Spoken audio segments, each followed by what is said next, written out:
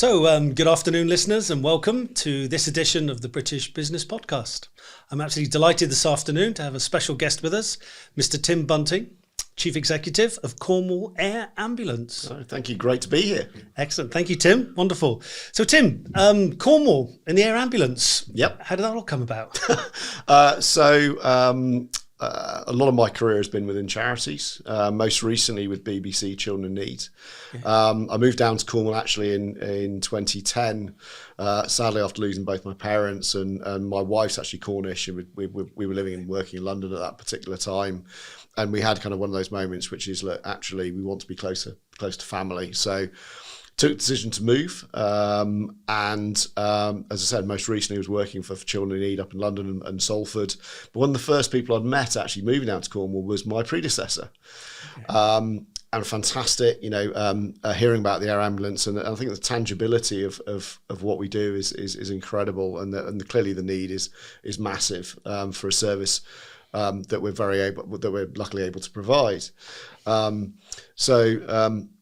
For me, it was a conversation with my wife, and it was like we always sort of said, look, if ever the chance came up, I should go for it. And we've been very fortunate, and we've had some close family that have been supported through the air ambulance in the years. So it's quite a strong emotional pull as well. So for me, it's a true honour to be chief executive. A big responsibility, but absolutely delighted with being chief executive. I've got a fantastic team of staff and volunteers around me, and very, very lucky in my day to day. It's a fantastic job. Wonderful. How many people involved now across the organisation? Wow, hundreds. Got about 300 volunteers. Wow. And that stretches from our board of trustees, who are ultimately governing the organisation, through to some fantastic volunteers out in our retail stores. We've got 7 shops around Cornwall, fundraising volunteers that go and empty the collection tins in shops and post offices and garages around Cornwall. There are about 1,000 of those boxes that are out there. So huge kind of team effort, supported by a brilliant staff team as well. So and then you've got paramedics, pilots, doctors as well, finance, HR. There's the things that keep the wheels in motion. So there's a lot of people involved. Yeah, exactly. I think people don't understand it's a huge organisation, isn't it? And of course, reliant totally upon donations. Absolutely. We're a registered charity, so we are wholly reliant on the generosity of the public. All our missions are funded through donations, and we're flying about 1,100 missions a year. Wow. So that's 1,100 people, that's 1,100 families, that's 1,100 communities that we're able to support, and very proud to do so. All being resident within the county. So we're very, very lucky to have that service. Well, I think we all know that it's a vital service, and it's a vital help for the community, a rural community as well here in Cornwall. And, I know that everybody in Cornwall values it, loves it, appreciates it. And you can tell by the strength of the support you get here in Cornwall how it's valued and appreciated. Absolutely. And it's making sure that we show that appreciation back to those supporters as well. We tell stories, and we demonstrate the impact that people's generosity has had through our storytelling, through our engagement, through events that we might attend, through broadcasts such as this as well. Just the opportunity to say thank you and illustrate and educate in terms of the way that the service has evolved and is evolving constantly. Do you schools? Do you get into schools? Absolutely. It's really important to us, because the next generation of paramedics, pilots, fundraisers will come from our young people within Cornwall.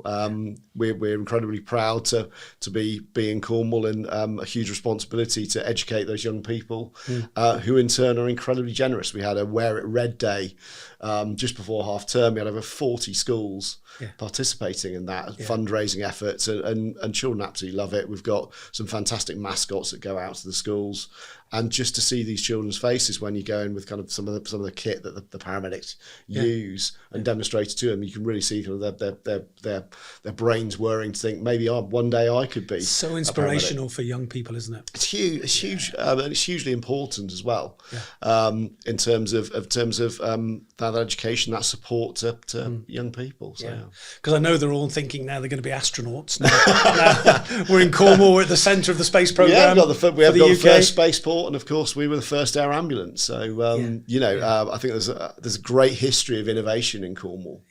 That people aren't always aware of, and it was a fantastic moment to see the Cosmic Girl take off from Newquay Airport. And to see that rocket launch, obviously sadly didn't make it to orbit, but hopefully demonstrated the capability and the skills that are in Cornwall. Oh, fabulous. Without a doubt. You just mentioned there the first air ambulance. Tell me about the first air ambulance. So 1987, we were formed, and it came about, a gentleman came across a road traffic incident in Germany. And actually saw a helicopter land and a patient being treated, and thought that this is we should have something like this in the UK. And fortuitously met the then head of the ambulance service in Cornwall, who was ex-RAF, and of course understood about the importance of helicopters and fixed wing solutions and the speed of getting to patients. So they had a trial with the service, which was pretty much a lift and shift. So taking a patient to the hospital, and it was done on a trial basis, just for a few months, and then we've evolved now into a service which is 19 hours a day, 365 days a year, carrying specialist paramedics and critical care, doctors and pilots, carrying the very latest kit in terms of ultrasound, Lucas. Heart machines. We carry blood on board to be able to carry transfusions out, ketamine, so some pretty significant drugs as well. So we're really taking an emergency department to the scene of the incident, because as you say, time is absolutely critical, as well as being able to transfer patients very quickly to Trelisk or the major trauma centre up at Derriford. And if you're in St Just in August and you have a serious incident, the length of time that would take by land ambulance would be significant. Hours. We can kind of do it in 20 minutes up to Derriford from there. So it's a hugely important service for Cornwall and the Isles of Scilly, of course. So the first air ambulance in the UK was here in Cornwall. Yep. And I believe there's now 19 across the UK. So 19 charitable trusts, flying about 30 aircraft. It's brilliant to think it started here. We work very collaboratively with our colleagues predominantly across the southwest, so Devon, Dorset and Somerset, Wiltshire, and Great Western Air Ambulance, which is based out of Bristol. And again, that spirit of collaboration, that spirit of innovation, we're learning from each other. We have regular meetings and discussions about the kind of clinical model that we're running, what's coming down the tracks in terms of innovation. And it's great that particularly our colleagues at Great Western are trialling some new things, but also across the country as well. London are really innovative, as you can imagine, in terms of the provision of their service. So it's fantastic. It's a big family. Well, it's time critical, isn't it? Absolutely. Absolutely. So time critical. Everything we hear and we see, we read, tells us that, time is of the essence, and you are at that end of critical medical care. Yep. When it's at most needed and required. Absolutely. And you're able to fast respond and get there. Definitely. It's typically within 12 minutes. Anywhere within Cornwall, obviously slightly longer over to the Isles of Scilly, and we certainly shouldn't forget about our friends over there. And again, the incidents we attend over there will be, at the critical end of things, and the provision of medical services over there is quite limited.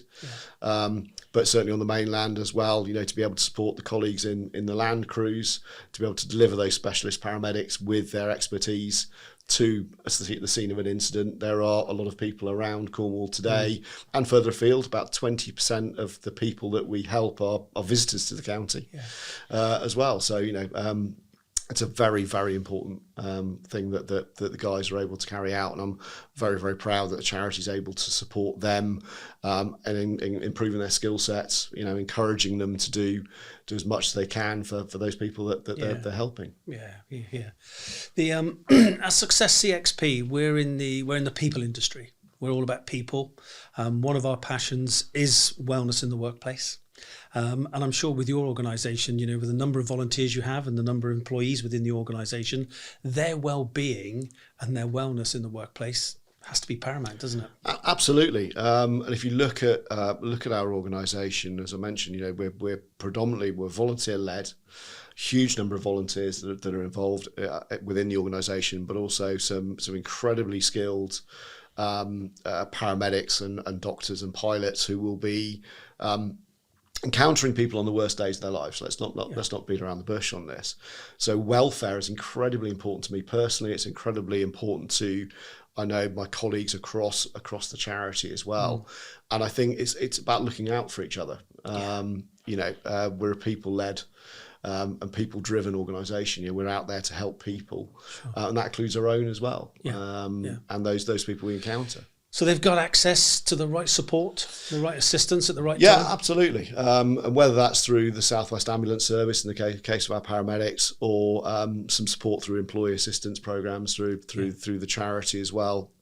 And we also have some mental health first aiders that we're training at the moment. Right. Just in terms of being able to open and have that conversation. And some people are quite proud; they don't like to admit they're struggling. Yes. However, as a team, and certainly as a leadership team, we spend a lot of time talking about the wellness of our people, and what sort of issues they might be encountering. I think certainly post-pandemic, I think the world has changed. Sure. And with change comes uncertainty, and I think that's created a lot of issues, and particularly when you're working in a charity that relies on voluntary funds as well. Yeah. The economy is tough, and that's add that combination into it as well. Throw that combination into it, so it's almost like we've come out of a pandemic and a big change and crisis there, and now we've come into war in Ukraine and the cost of living and all of these things. They weigh heavy on people's shoulders. Sure, of course they do. Absolutely. We, at Success, one of our passions is about making sure that employees have access to counselling support within their mental wellness, and give them the support they need. Because as you said, the biggest challenge I think we have is actually getting people to put their hand up. Now, I know we've done a great job, in the UK and in society across the UK to actually say it's okay not to be okay. Yeah. But I still find people aren't stepping forward. And one of our tools, we're very proud of, is the fact that we give people the ability to do it in the privacy and confidentiality and security of their own home. Yeah, because I think that's the support that people need. It's the safe space. It's where people feel comfortable and who people feel comfortable opening up to. Yeah, absolutely. And identifying signs, and that might be changes in behaviour or just reactions. And it's about really. I think it's about giving people time as well. We live in incredibly busy lives and incredibly busy, non-stop, your phone's constantly going, social media has a huge part, to play in terms, so we're bombarded. Yeah. And actually sometimes just take a break, have a brew, sit down with someone, a chat, and ask actually, how are you? And kind of asking it again. So how are you? I'm fine. No, how are you? Yeah. Very good. No, you're absolutely right. The British Business Podcast, it goes right across the United Kingdom. We've got some overseas viewers as well. Fantastic. But I guess what you guys need, and I guess the other 18 air ambulances and charitable trusts around the UK. Talk to me about engagement with businesses then, because I have a business. So how can my business get involved with the Cornwall Air Ambulance as an example? Yeah, lots of ways. Again, businesses on two-dimensional objects, they're people. Yeah, very much. So actually, we have some fantastic support from a number of businesses in Cornwall. We're always looking for more. And that could be people volunteering their time. Yeah. Their expertise. It's quite, it always amused me when I was with Children in Need, because you get a lot of businesses kind of wanting to get involved, and they all kind of want to get involved with some of the projects that were funded with Children in Need. They kind of want to paint a room or something like that. Yeah. Whereas actually there probably might all be a group of accountants. Yeah. So actually what the charity might really respond to is actually their accountancy skills. Now, I get that if in terms of, if you're an accountant, you probably don't want to be doing more accountancy in your own time. But actually for the charity, those skill sets mean a huge amount. And actually having people come and say, I've got these skills, could you use them? Yeah, you're pretty much going to get, I'd say yes, in terms of, I'm sure in some way. And we you know, could. I think that's so important to recognise and actually say that to businesses. You can get involved. You might feel you're playing a small part, but if you look at across it, everybody's got something they can offer. Absolutely. And everybody's got something they can give. Absolutely. You know, and you rely entirely on donations. Your colleagues around the UK rely entirely on donations. Yeah. So I think the message is to businesses is reach out. You know, make that step, make that engagement, reach out to your local air ambulance charitable trust and see if you can get involved. Absolutely. And for charities, full stop, you know, there's a lot of evidence now to say that actually by getting involved with charitable organisations as a business, it improves, you know, employee morale, reduces turnover, improves retention rates, you know, of staff. And actually, I think nowadays a lot of staff will kind of ask the question, so what do you do for your local community? Yeah, what are we doing? How do you get involved? What are we doing? And what if not, why not? Yeah. So a business owner or business could reach out to you guys, and even as examples myself would come along and say, well, Tim, how can I get involved? Or can you help me with some fundraising ideas? Can you give me some initiatives? Absolutely. Have you got any events coming up? Yeah, absolutely. And you know, there's obviously financially we need that support, but also charities are very good at solving problems. And helping with solving problems. And we've got an insurance company that we're currently talking to who are brilliant, they're locally based, and they've got an issue around farm safety. Okay. You know, farming is an incredibly dangerous occupation. And we get called out to a lot of incidents involving farms and farmers. Yes. So actually, if we can reduce those, number one, it enables us to then deal with more incidents elsewhere, but also obviously the insurance company is happy because they don't have to pay out in terms of that support. So prevention is always better. So actually working with them on a joint marketing campaign. So again, it's collaboration. It's working together. It's finding out what the charity will need. It's finding out what the business needs might be as well. Yes. And really joining that together in a true harmonious partnership. And I think that's great because then it becomes a win-win. Yeah. Whereas if it's seen as just transactional and it's a donation, and don't get me wrong, donations are incredibly important, but I'd much rather it was truly kind of a meeting of minds and a true partnership, because then you have the longevity and you grow and you learn together in terms of what works. Yeah, and I think it's really important that you maintain that longevity, because obviously you have to keep the awareness of the importance of the air ambulance service at the forefront of the community. Absolutely. And we can't take anything for granted in the world we live in today. It is challenging times. It's really challenging. For sure. And we have to maintain that service. You know, we want to maintain that service. There is a need for the service. But with that we need funds to be able to do so. So we need to be constantly communicating, thanking, talking to our supporters or potential supporters about how they can get involved or what they could get involved in, because some people might want to do a skydive, other people might just want to give a regular amount every month.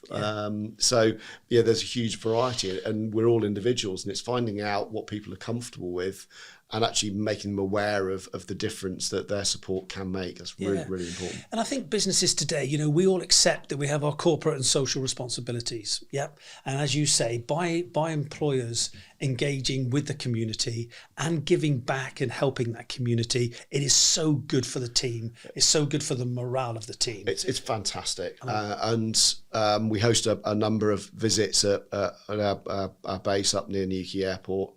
And to see just the feedback from people, because it gets them out of their office environment, it gets them together, and to hear about the work, and it makes them feel really proud that their organisation is actually working alongside. So you're happy to host? Very happy to host. Yep. Very happy to look.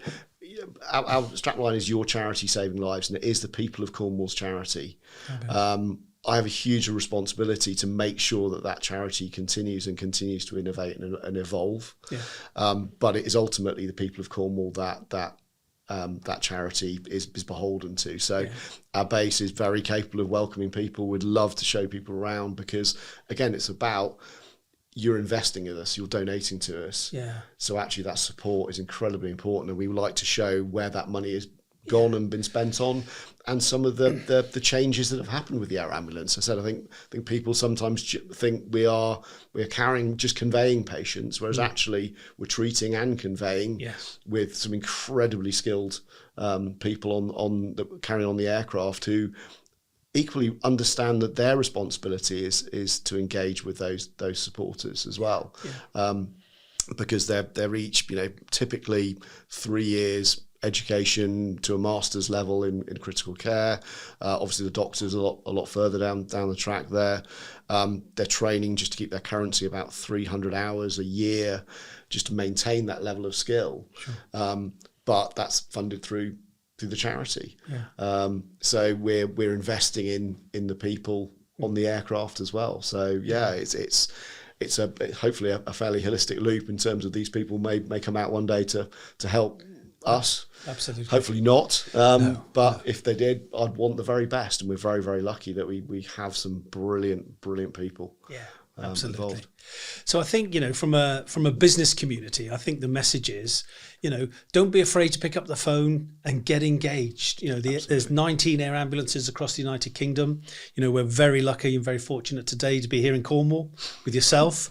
A huge shout out, to the team at the Cornwall Air Ambulance, Tim, because, I know that every single one of us here, in Cornwall is so grateful for everything you do for everybody. We recognise it and we see it. And I know that everybody would get behind and support you at every opportunity. No, thank you very much. And I'll pass my thanks back to the crew there. And thank you very much for inviting me along. It's brilliant work that you do.